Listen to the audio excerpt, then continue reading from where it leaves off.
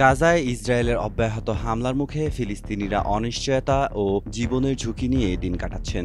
গত অক্টোবর থেকে যুদ্ধবিরতি কার্যকর হলেও হামাস তা অস্বীকার করে জানিয়েছে যে ইসরায়েল ৫০০ বারেরও বেশি যুদ্ধবিরতি লঙ্ঘন করেছে, যার ফলে ৬৭ শিশুসহ ৩৪৩ জনের বেশি বেসামরিক ফিলিস্তিনি নিহত হয়েছেন। ফিলিস্তিনিরা এটিকে যুদ্ধবিরতি নয় বরং দুঃস্বপ্ন বলে আখ্যায়িত করছেন।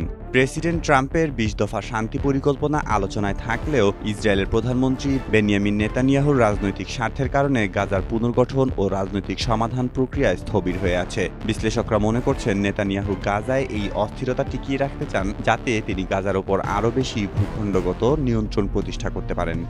মেহেদী মাসুদ, জনকণ্ঠ।